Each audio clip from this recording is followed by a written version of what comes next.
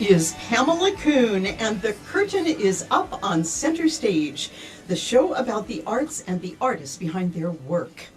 You know, as we move into the realm of 2022, I am devoting my show today to the sanctity of film and fine television viewing. It is what has kept me sane throughout the pandemic. So certain questions are going through my mind right now, like, how many of us have actually been to a movie theater lately? And if not, how much do you miss it? And what about, is everyone out there binging on the latest and greatest of television series, from The Sopranos to Succession, or just looking backwards to Battlestar Galactica? And are we reaching towards feel-good viewing, or are we getting drawn into the cynical as a match for the trauma of the last 2 years in the pandemic? And of course, the most important question that I have to pose today: was Ted Lasso sent to us from the gods in order to save us? Well, these are the questions that are on the table, and I've got my good buddy Matt Mickelson with me to discuss these pressing matters in the world of entertainment. And of course, I've got the master of WGCH, Bob Small. He's also with us, and he will, I am sure, have his 2 cents to add today. Matt and Bob, welcome to Center Stage, and Happy New Year. Yes. Happy New Year to you. Happy New Year. Isn't it cool? We did. Yeah. Ish. But you know, I had this ray of hope. I had this psychic blast on New Year's Eve. I started to see a little ray of light, like real hope for the future. Am I right? It sounds more like a psychotic blast, but yeah, sure, why not? Only you would say that to me and get away with it. Oh my gosh. Well, I know I had one.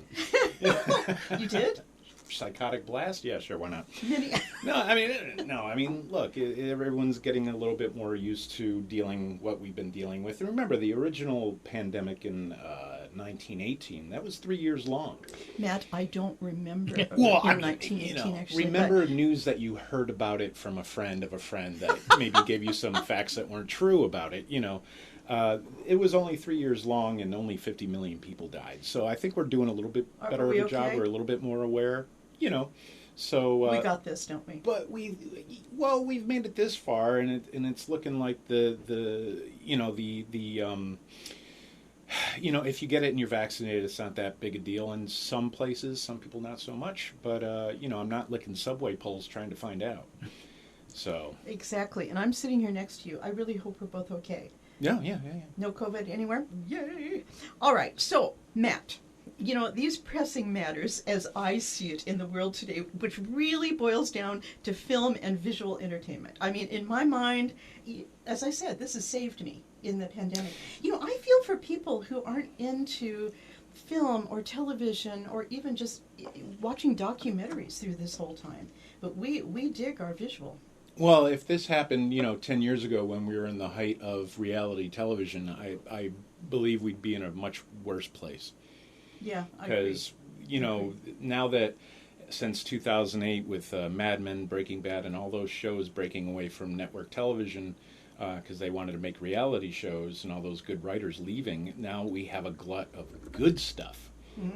I mean, like really, really top-tier entertainment, movie-level entertainment as a regular basis. And it's starting to pour out now, isn't it? Whereas before, Hollywood went into this kind of freeze zone at the beginning of COVID. Yeah. And now, my gosh, we're spoiled for choices. I'm loving it. I'm loving it. And they're all good ones, too. Not everyone's a winner, but the quality level has definitely gone through the roof, and hopefully we're leaving reality TV behind, please. I hope we are, even though I've heard about, isn't there some new Kardashian thing coming out? Yeah. Let's, moving on. Now, let's get back to my... Jersey Shore people are doing another show. Hey, the Jersey Shore was fun because they poke fun at themselves. I've never seen the Kardashians. Yeah, but that's fun for like themselves. 2 minutes, and then you walk out of the room where the stupid people are, and go have a decent conversation with somebody. Well, let's get down to the important stuff then. Okay. I want to know about going into a theater as opposed to sitting in your living room. Now, I've got a 65-inch Samsung that saved my bacon. Now, but there is nothing to replace walking in a darkened theater Really, it's almost like it's a religious experience for people like us, Mhm. right? So I know that you recently went to the theater to see Dune. Ooh. And my daughter's been a bit of a Dune nut this year because she's been reading the book, and she even bought the IMAX tickets, before she came home from school so we could go see it. So it was guaranteed we were going to go. And, it was just us and maybe not too many other people in the theater, and it was a huge experience and, all immersive. And then we watched it again on HBO Max, and it was like, meh. Really? It was like, oh, that was good, but not great. But in the movie theater, it was great. Is that because of the expansiveness of the scene? Had that kind of David Lean. Well, everyone feel. shuts up. No one's checking their phone. No one's got something on the stove. No one's got calls coming in. No one's texting. No one's chit-chatting. The dog's not barking, and it's quiet, and you're totally sucked in, and it's good and loud, so you're totally immersed, and there's no distractions or commercials or, Facebook to look at or anything like that, and you're forced to give yourself up to this experience as opposed to have it as a thing in your room. Yeah. I know Bob is kind of squishing around in his seat over there. He may have something else to add. Well, I did not see that movie that way. I did watch it on my TV, and I really enjoyed it. And I think I would agree with you. I'll bet you. I'll go see the second half that way. Yeah, or maybe they'll release them together again. But the more chances I get out to the theater, the better. Yeah. Even if I just have to go myself and risk it alone and find a nice little corner where nobody is. But if nobody's in there, I mean, do we feel safe walking into a theater right now? Do we really? I do if you're careful. Yeah. Okay. And you keep your mask on and don't sit near anybody. I'd like to see The Matrix that way. I caught that the other day, and I was like, well, that was fun. I liked how they thought out of the box a little bit, but I know it would feel totally different in the theater. But Bob, weren't we talking a couple of weeks ago about a show that dealt with people, not being used to being out in society anymore? And so when they get together, maybe they're not so kind. Maybe they're not so thoughtful. Maybe when they go back to the theater, they're going to be on their phone. Kind of like, when they're in their living room. Yeah. It's our job to make them stop. It is my job. If you are on your phone in the movie theater, I will get up and call you out. Get the manager. Mm-hmm. You can go play with your phone outside. Mm-hmm. Go back home. Exactly. Going to the movie theater I just get chills when I think about walking into the darkness. Yeah. With the popcorn, the whole thing. That 20th Century Fox. Grunton, grunton, yeah, you got it. You got it. I have friends. I just got chills doing that now. You do it for me every time, baby. I've got friends who take their small bottles of Prosecco into the movie theater. They find their corner and they take little sandwiches, the whole thing. I mean, it's a scream, actually. I didn't think of doing that. Maybe I should bring a flask or something. I mean, we're not supposed to do that, but they make it fun. So what have you been watching? What stands out in your mind right now that has saved you? Well, I mean, we usually watch everything as a family. And so we kind of have to be agreeable on whatever we're watching. Like we're re-watching Dexter again, You are? Yeah, and because the kids love it. It's it's like Friends, but it's more interesting. And because it's still good. And it's like Friends, but more interesting. Well, because you watch it over and over again, and it's still funny. As I remember, there are no killings with knives or chainsaws in Friends, but never mind. Well, that you know of, Of course. Chandler could be up to something Well, in the why background. has it got to be Chandler? Why him? Because we never know what he does. Well, for a Ross is living. pretty, creepy too. He works at a museum, for God's sake. He plays with dinosaurs. Dead things. Yeah. But yeah, and also there's been a rash of new things coming out. I'm still waiting for a lot of good stuff like The Boys and The Witcher has come out, and that's really well done and interesting.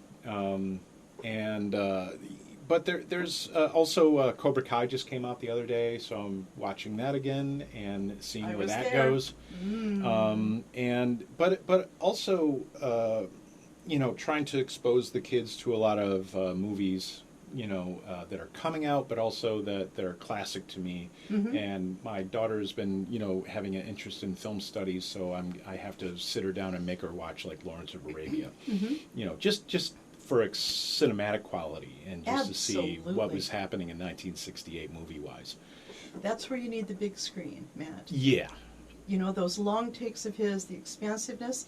In fact, that brings up something for me I've found on Netflix. I don't know if you guys have found this. It's called Vior.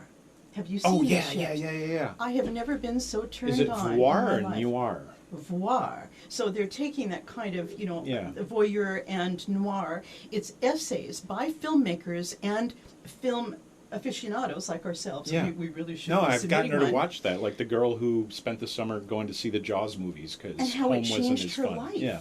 And how she eventually became a filmmaker herself. And there was one on Lawrence of Arabia where they talk about you don't necessarily have to like the main character. And I thought it's such a interesting perspective. But all of these episodes are like 20 minutes long? Yeah. It's just long enough to get into without becoming tired. Yeah, it's kind of like that Explained series, those mini documentaries that are kind of bite-sized, for most people. But, documentaries are for a special type of bird. Not everybody has the patience to sit down and watch them. Or nor do they care to, digest new information about stuff. Except that I recently sat down to watch Chris Hemsworth. He's very watchable in, I think it was National Geographic about sharks. Oh, so it wasn't the one. Oh, baby. To see Mr. Hemsworth, Thor, out Did he do it with his shirt off, or, Well, what do you think? He's out on a surfboard. I mean, he looked great. And Matthew McConaughey, shows up. All right. Hey, I heard this is a show where you got to take your shirt off. I'm there. Speaking of Matthew McConaughey, have you guys seen The Gentleman, Guy Ritchie's film from about 2 years ago? That was like 2 years ago. No, I haven't seen that yet. Oh my God. I watch it over and over again. Really? It's a typical Guy What's it Ritchie on right film. now? Is it streaming? No, it's on like HBO or Stars or one of them. Yeah, which is a new word. You've just got to see it. You have to see it. Yeah. Really. Charlie Hunnam, we've got Matthew McConaughey and the Michelle Dockery from The Crown, and she has the greatest line, which I cannot repeat on this radio show right now. You've got to see it, but Ritchie at his best. Another thing I've loved on Netflix has been this special called The Movies That Made Us. Yeah. That's kind of like the noir thing you're talking about, Talk or about voyeur, or whatever. fun. Yeah. And all the backstory about, my favorite one I think so far has been Home Alone, where you really got the story. Chris Columbus was sitting there talking about what they went through to try and get this made. And imagine if you made that today. Yeah. I mean, all the virtue signaling that would come out of that, and the Twitter anger. Oh my God, it's a show about leaving your child at home. How could you? And I it would think never he stop. said that. Yeah. I think he mentioned that. Oh, But a lot at of the this stuff from time- the '80s would just send people into a Twitter spiral with their thumbed opinions. And then Joe Pesci, the way they had to keep him from cursing all the time, because that was his thing. And so he started doing those little sound effects, those little He didn't gurrs. beat up anyone with a phone. Exactly. Oh my gosh. Because I could imagine if they let him go language-wise, that would have been rated R in 2 minutes. Exactly. And he wouldn't called, you little kid. It would have been a whole different rampage, Yeah, Joe, just say whatever. It'll be great. Home Alone with Goodfellas. Yeah. Yeah, exactly. The kid lasts 2 minutes. So let's talk about some of the new stuff. I mean, invariably, our listeners will know we're going to get around to Mandalorian, and of course, the book of Boba Fett. You mean we're going to talk about Star Wars stuff on this show? No, I don't believe it. Never. But may the force be with you. And also with you. So we've talked before. We've kind of touched on the fact that sometimes, the recipes for behind these shows that are so successful have a nod backwards. Well, it's not just a nod. I just feel like, okay, now the Mandalorian, the Book of Boba Fett, they're written by Jon Favreau, Dave Filoni, Rick Famuyiwa, and Christopher Yost, who were all 70s kids. And, they grew up with spaghetti westerns and all the stuff that was on TV, like Fall Guy with Lee Majors, Dukes of Hazzard, Battlestar Galactica, who is all written by Glenn A. Larson.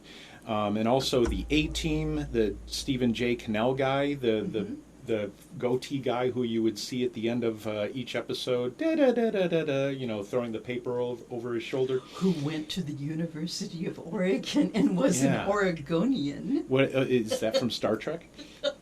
Is that a creature? I know. It's from the book of Boba Fett. It's that warring, you know, population, the Oregonians. And he also wrote that show Riptide, Knight Rider, Rockford Files, Wise Guy, who was like pre-Goodfellas. Very cool. About a guy who was like working for the FBI. That's and right. Everybody was very good looking. And I feel like they're not just influenced by those shows. I feel like they're actually rehashing the story plots. Because they know it works. Yeah. You know, I mean, they're literally going back to, I mean, this is my perception. Okay. I don't know if they're doing this accidentally or by choice, but they're going back and actually cherry picking episodes, like the lonesome rider comes in with his little partner, and there's this town that's in trouble by some unseen force or whatever that's terrorizing the town, and they have to stay by and save them. You know, I mean, come on. Seriously. You know, that was the episode of The Mandalorian where they had the Imperial Walker terrorizing this little farm town. But wait, isn't that the same story in The Seven Samurai? And Pretty much, yeah. And every Clint Eastwood movie before he got every weird. spaghetti western, yeah. And also the plot point, and this was also in Dukes of Hazzard, Fall Guy, every other show where they had to save the horse farm because it was going to be shut down and all the horses would be turned to glue, and the daughter of the horse farm owner pleaded and begged, you know, for them not to let the, you know, rich realtor guy or whatever shut down the farm, and those were in episodes of like Rockford Files, Knight Rider, Riptide, Greatest American Hero, A-Team, and the 2008 show Leverage with Timothy Hutton, written by Chris Downey. That was the first episode. They started with that. It was a good show, but the first episode was like, what? That was a good show. And that was actually a really, really good show. But they started with the Jump the Shark episode first. And as you know, Jump the Shark is the Fonzie thing where they ran out of ideas and they're like, well, I guess we should just jump a shark. I have no lines here to write. So. But then, let's look at the buddy kind of idea. Yeah. You know, you and I have talked about Kiss Kiss Bang Bang. Yeah. And 48 Great Hours and Beverly Hills Lethal Cop. Weapon. I mean, all of them. And the Nice Guys. Yeah. With Cameron. Cameron Diaz. No, Russell Crowe. Russell Crowe. Thank you. I wanted to say Cameron Crowe. Russell Crowe and Ryan Gosling. What was that director's name? Stephen Drake or something? Shane Black. Shane Black. Just Black like was the Stephen writer. Drake, but different. Yeah, but different. In fact, the other night, my husband and I rented, and it was a long shot, another buddy movie, and it just worked for me because of the incredible Ryan Reynolds. I can't remember. Who's a Westchester the name. County resident. No, it was Red something. I mean, where they're and that Wonder Woman was in it too. Oh, forget it. I can't remember now. Oh, it's on Netflix right now, isn't it? It was great fun, actually. It's not the Under 6 one. It's the other one. Listen, Ryan Reynolds to me is like today's funny guy. He's brilliant. He's just funny. I mean, and I don't know if you've seen, you know, Betty White, bless her soul, and rest in peace, but the shorts he's done with Betty White, oh my God, they are so funny. Ridiculously funny. Oh my gosh. Anyway. Well, my favorite of his was his Christmas movie from like 2008. Which one was that? I can't remember the name off the top of my We're head. pathetic. Yeah. We're supposed to be these, we're just wannabes, aren't we? I think watching TV is just melting my brain. It is. But that was, you know, one that you know, really shined for me, and he really got to do a lot of his, you know, off the cuff comedy, and that was before he hit the gym. It took him a while to find his place. Yeah. Kind of like, you know, it took some others where they're trying to get into drama, it just doesn't quite work. They can't dampen that natural comedic talent, you know. But I've got to tell you, one of the things I've gifted myself during the pandemic is my return to binging on The Sopranos. And you know, I was always a fan. And then when I binged it, I suddenly realized how brilliant this series was. I mean, especially for 2000. Totally. And the whole relationship between Tony Soprano and Dr. Melfi blows my mind every time they're in the room together. And I recently read that they were actually quite good friends and very close. And it was hard for them to keep a straight face. Yeah. Which, Yeah. but it got me into looking at this wonderful new film, The Many Saints of Newark, where again, we can't get away from The Sopranos. Yeah, it's young Tony Soprano. This is the prequel. And what a fine film. I have to say, even if we had to have The Sopranos, this stands out as a really rich, really rewarding film. But I've got to give a shout out to this actor, Alessandro Nivola, who carries the role of Dicky Moltisanti, who is the father to Chris Moltisanti, who, measures so importantly in The Sopranos. What an actor. And Yeah. I kept thinking, where have I seen him before? Jurassic Park, Part 3. Oh, okay. He's the guy who gets carried away by a pterodactyl. I mean, and we're rooting for him, except he stole an important egg, so he was kind of a baddie, but he comes around in the end. Anyway, he's incredible in this film. Incredible. The level of violence, insane, but yet you get it from this family, this Cosa Nostra family. I love the way we deify mobsters. It's just this thing back here we will never get away from. But if you look into every other country's world of cinema, whether it's Italian or Japanese, or everybody has their own mob story to tell. Yeah. But Well, it's they have the subcultures of lawlessness that exist in our regular culture, and it's more interesting in movies because you're seeing them literally get away with it. Absolutely. And you don't know if that happens in real life. You've seen little news reports. I mean, much less today than maybe 20, 30, 40 years ago. Oh, yeah. But, I mean, when my dad was a homicide cop, they knew the two different mob families, and they all knew each other, and kind of stayed out of each other's stuff until major stuff happened. But if something happened, they knew exactly who to go pick up. And you, Matt Mickelson, should be writing the story. I have. I'm still waiting for that to be developed. Now, before we run out of time, we must talk about Ted Lasso, because I do believe he was sent from the gods. I love the Ted Lasso. Yes. The Ted Lasso. The Ted Lasso. I love every single character in that show. It's so interesting. I need the recipe for those biscuits. I think everybody does. Yeah. Because Hannah Waddingham, she's like what, 6'10"? I mean, she's 6 feet. She's a goddess. I can't take my eyes off of her. I feel like I'm acting strange when I look at her. She is so beautiful. She is so insanely beautiful, and the girl can sing. But yet, I've said before, everything we need to know in life, we can learn by watching Ted Lasso, and it's kind of true, right, guys? Yeah. It's basically, when we were talking about our Christmas message a couple of years ago, and any religious doctrine, basically don't be a jerk. Yeah. That's all you got to do. He brought it back to this almost gooey and almost creepy, too goodiness, but yet at the same time we've been allowed to see his dark side, which is the reality of us all, let's face it. But the fact that he chooses to believe, the big theme, and how it permeates everyone, and really the recipe is, he's not there to win. Not quite everyone. He's what? Not quite everyone is permeated by that. Well, true, but we can't give anything away now, can we, Bob? But he's there to really fix relationships between people on this team. Yeah. But you call his his charm a gooiness or a kind of, but we see as the audience that this gooiness is something he's putting on, that he's covering up his own pain with. But we see that he's weak in the sense that his own relationships might be a problem, but he's working hard to project a goodness onto other people and try to help other people with their problem situations or how they handle themselves, and we get to see that as the audience, which I think is the treat, because we know he's broken on the left side, but on the right side he's trying to use that to help other people. It is. And he doesn't take credit for it, kind of thing, which is.